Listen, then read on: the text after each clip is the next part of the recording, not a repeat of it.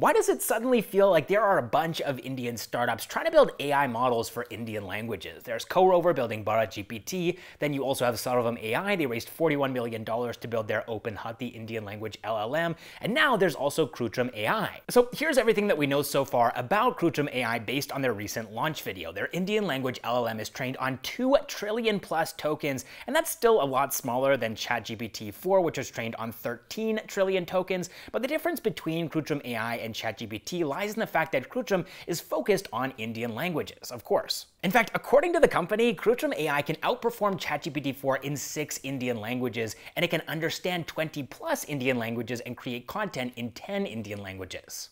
And the reason why this is so impressive is that unlike Razorpay AI, which is using Meta's Llama 2 7B model, Krutrim is building their own LLM from scratch.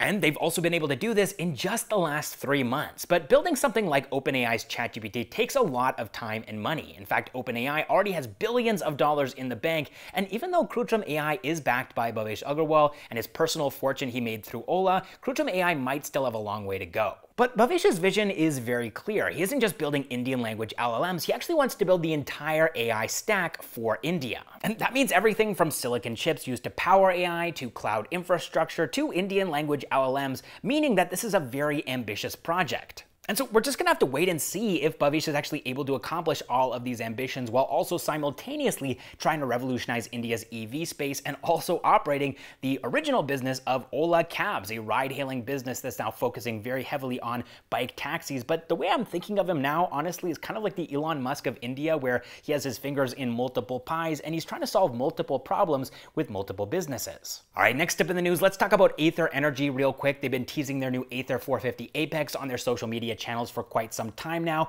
and according to Tarun Mehta's X post, they're still a couple of months away from production of this latest electric scooter, but it's expected to be launched very soon. They've already started taking booking orders on their website, and also they're claiming that they're going to start shipping as early as March of 2024. And here's something kind of interesting and also new about this 450 Apex: Warp Plus technology. And we really don't know exactly what this actually is, but according to Tarun, it's going to enable you to ride with almost no braking. And also he's claiming that no other two-wheeler EV company has built this technology yet, which is really cool to see something new and exciting, even though we don't fully understand what it is yet, coming out of India. Very inspiring. All right, next up in the news, last week, VC firm Blume Ventures disclosed the numbers for their first ever India-focused fund. So let's dig into those numbers and collect some key insights about India's growing startup ecosystem. First of all, Blume Ventures had raised a total of 122.5 crore rupees for their Fund 1 and Fund 1A, and they had invested 114 crore rupees from this fund into 78 startups. But what are the results of these investments? Well, they made a massive 5.7x return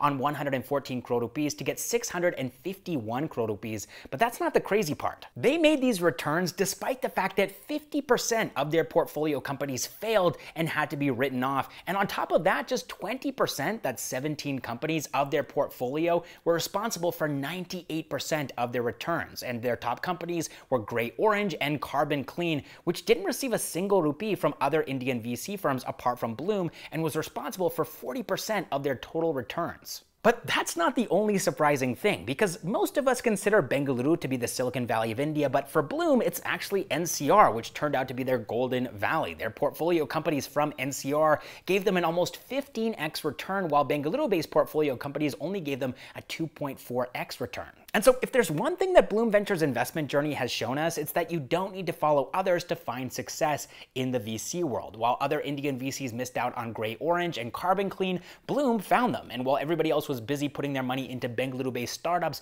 it was NCR-based startups that were making the most money for their investors, at least when it comes to Blume Venture's story and outlook. All right, next up in the news, Razorpay and Cashfree can finally onboard new customers for their payments aggregator business after a year-long wait. Exactly a year back in December of 2022, the RBI had asked these payment service providers to stop onboarding new merchants. Why? Well, Razorpay and Cashfree had both already received in-principle approval for their payment aggregator license in July of 2022, but the RBI wanted them to submit additional documents and wait for the final approval before they could resume onboarding. And it took the RBI 1 year to give them that approval. This year-long wait has been really costly for these startups, to the point where before Razorpay was ordered to stop onboarding new customers, they were getting around 60,000 merchant signups every month. And so if we just multiply that number by 12, it looks like Razorpay may have have ended up needing to turn away at least 7.2 lakh merchants since last December, which is huge. But of course, they probably didn't have to turn all of them away. They might have been able to cross-sell them or upsell them to other payment services and products to grow their business. And Razorpay was in a decent position already with 10 million merchants on their platform. On the other hand, Cashfree had it much worse. They had spent a lot of money to partner with Shark Tank India Season 2, and the RBI's decision that stopped them from onboarding new merchants came just days prior to the airing of Shark Tank India Season 2, which went on air on the 2nd of January 2023. Cashfree ended up receiving over 2 lakh leads since the Shark Tank India season aired, but they really couldn't do much with these leads. Now, Razorpay and Cashfree did manage to stick around and get final approval, but no company had it worse than Instamojo, which had to shut down their payment aggregator business last month after the RBI rejected their payment aggregator license. All right, next up in the news real quick, Swiggy has introduced a 2% collection fee on all orders from their restaurant partners. The reason? For facilitating seamless customer payments on the Swiggy platform. So according to a Your Story article, this is basically a payment gateway fee, which Swiggy is charging to its restaurant partners. And so according to a Swiggy spokesperson, right now, Swiggy has basically just been absorbing this cost. They've been doing it for a long time, but now they're just passing this cost on to their restaurant partners, which is the industry standard. In fact, Zomato has been charging these restaurant payment gateway fees for the last 4 to 5 years, but the NRAI, the National Restaurants Association of India, which represents over 5 lakh restaurants, isn't happy about this new fee, especially because December is usually restaurants' best month, and so this would significantly cut down on their profits,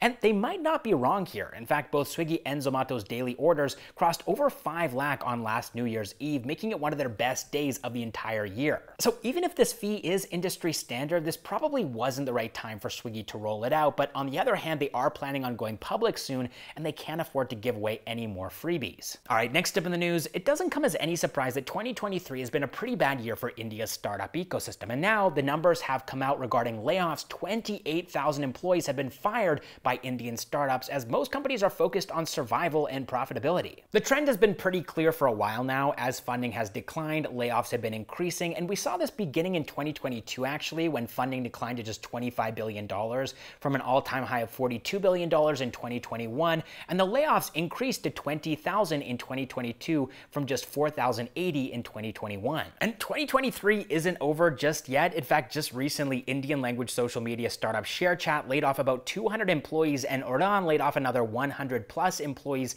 And this news came just after Udaan announced a $340 million funding round last week. All right, now let's move on to the funding news segment of this video. Indian startups raised a total of $18.6 million, down from $507.1 million last week, making it one of the worst performing weeks in terms of fundraising of the entire year. Now, looking at some of the companies that raised funds this week, first of all, we have Gurugram-based lithium-ion battery recycling startup BatX Energies. They raised $5 million in their pre-Series A round. Then we also have Bengaluru-based CRM platform Capture CX, which raised $4 million in their Series A round. After that, we have Bengaluru-based food and restaurant discovery platform Aggarwal. They raised $1.2 million in their seed round. And then finally, we have Gurugram-based consumer electronics startup Noise, which has been bootstrapped all the way until 1,400 crore rupees in revenue, and they raised an undisclosed amount of funds in their Series A round, which is the first ever funding round that they've ever raised, which I think is a really interesting note to wrap this video up on.